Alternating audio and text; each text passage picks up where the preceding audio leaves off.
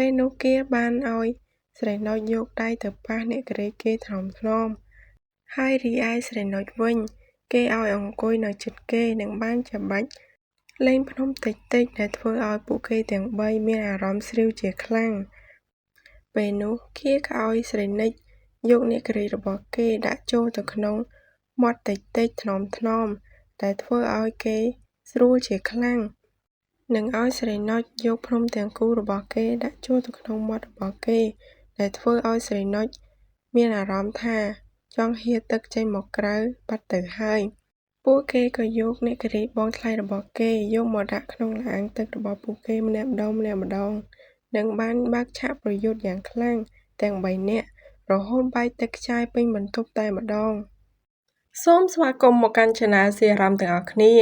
ថ្ងៃនេះ Admin មានរឿងមួយមកចែករំលែកគ្នាយើងស្ដាប់ បើចង់ដឹងសាច់រឿងទៅជាយ៉ាងណា តើយើងទៅស្ដាប់ទាំងអស់គ្នា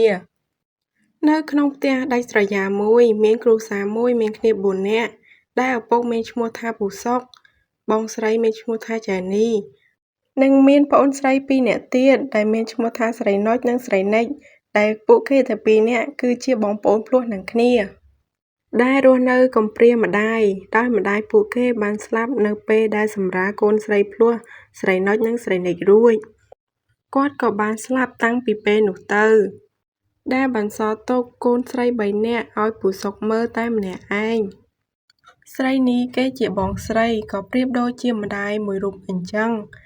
ហើយស្រីនេះក៏ជាអ្នកមើលថែប្អូនភ្លោះរបស់គេទាំងពីរ រហូតតាំងពីតូចដូចម្ដាយទៅហើយ លុះ18 ឆ្នាំក្រោយមក ពួកគេក៏ធំពេញក្រមុំអស់ហើយ ស្អាតទាំងបងទាំងប្អូនតែម្ដង ស្រីនេះក៏មានសង្សារមួយ ដែលគេបានស្រឡាញ់គ្នាជាយូរណាស់មកដែរ ដែលសង្សាររបស់ស្រីនេះគេមានឈ្មោះថាគា គេជាមនុស្សដែលឧស្សាហ៍ព្យាយាម ដែលធ្វើឲ្យនីបានចាប់ចិត្តស្រឡាញ់គេរហូតមក តែស្រីនេះមិនដឹងថាគាជាមនុស្សល្មូកកាមទេ តែងតែទៅកន្លែងសប្បាយផ្សេងៗជាមួយមិត្តភក្តិរបស់គេរហូត មិនឲ្យស្រីនេះបានដឹងនោះទេ នៅថ្ងៃមួយ គាបានឲ្យឪពុកម្ដាយរបស់គេមកចុះសម្ដីដណ្ដឹងស្រីនេះ យកទៅធ្វើជាប្រពន្ធរបស់គេ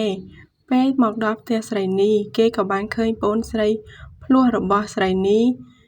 ដែលមានឈ្មោះថាស្រីនុចនិងស្រីនិចនោះឯង ភ្លាមនោះគេក៏មានគំនិតគិតមិនល្អបាត់ទៅហើយ តែស្រីនុចនិងស្រីនិចមិនយល់ទេ ព្រោះគេមិនទាន់ស្គាល់ថាស្នេហាយ៉ាងម៉េចនៅឡើយទេ ពេលនោះចាស់ៗក៏បានសុំគុំស្រីនេះនិងគាឲ្យបានរៀបការជាមួយគ្នាទៅ នៅពេលថ្ងៃរៀបការបានមកដល់ ស្រីនេះសប្បាយចិត្តណាស់ដែលបានរៀបការជាមួយមនុស្សដែលខ្លួនស្រឡាញ់ រីឯគាវិញក៏សប្បាយចិត្តណាស់ដែរ ព្រោះបានប្រពន្ធនិងមានប្អូនថ្លៃទាំងពីរស្អាតទៀត តាមការពិតទៅគាបានគិតថាបើបានទាំងបងទាំងប្អូន មិនដឹងថាជាតិយ៉ាងណាទេ លុះពិធីរៀបការបានរួចរាល់ នៅយប់សមដំណេក គាបាននិយាយថា អូនបងចង់ណាស់ ថ្ងៃដំបូងផងបងសុំមួយបានទេ បងចង់ចាប់ផ្ដើមឥឡូវនេះតើបានទេអូន ស្រីនេះក៏បាននិយាយថា មិនអីទេបងធ្វើតាមចិត្តចុះ នៅពេលនោះស្រីនេះក៏យកនាគរីរបស់គេចេញមកក្រៅ មើលទៅឡើងធំហើយវែងទៀត ដែលធ្វើឲ្យស្រីនេះកាន់ឡើងផាសដៃតែម្ដង ស្រីនេះបានលេងនាគរីរបស់គេថ្នមៗ រីឯគាវិញបានច្របាច់លេងភ្នំរបស់ស្រីនេះតិចៗ និងយកអណ្ដាតទៅលិតនិងក្រេបជញ្ជក់តិចៗ ដែលធ្វើឲ្យស្រីនេះស្រីវជាខ្លាំង ព្រោះគេជាលើកទី 1 បន្ទាប់មកគាក៏បានយកនាគរីរបស់គេ យកទៅដាក់ក្នុងអាងទឹករបស់ស្រីនេះយ៉ាងតឹងណែនតិចៗ សឹមៗ ដែលធ្វើឲ្យស្រីនេះស្រួលនិងធ្ងរពេញបន្ទប់តែម្ដង ពេលនោះស្រីនុចនិងស្រីនិចក៏បានឮ ព្រោះពួកគេបានគេងនៅបន្ទប់ជាប់គ្នា គានិងស្រីនេះបានបើកឆាកប្រយុទ្ធគ្នាយ៉ាងសាហាវ ដែលធ្វើឲ្យឮយ៉ាងខ្លាំងដល់ប្អូនរបស់គេ ធ្វើឲ្យស្រីនិចនិងស្រីនុច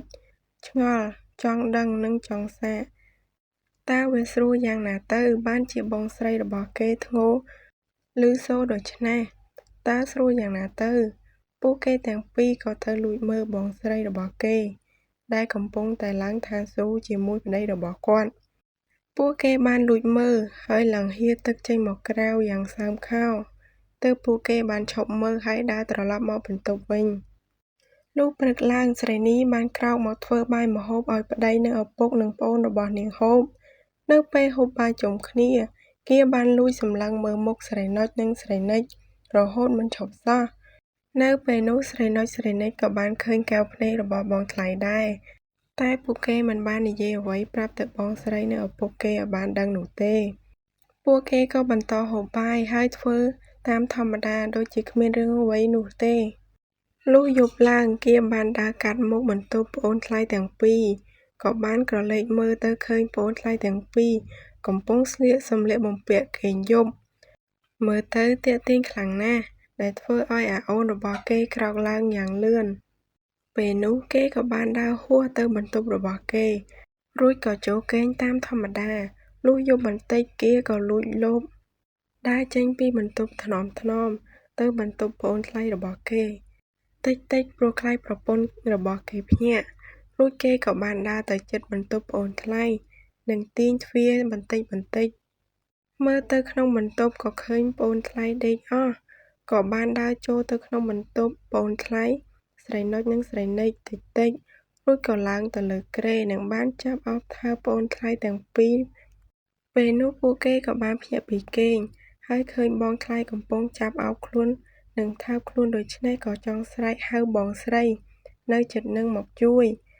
តែពេលនោះគេក៏បាននិយាយថាកុំស្រែកបើស្រែកបងនឹងសម្លាប់ពួកឯងចោលពេលនោះស្រីនុចនិងស្រីនិចភ័យណាស់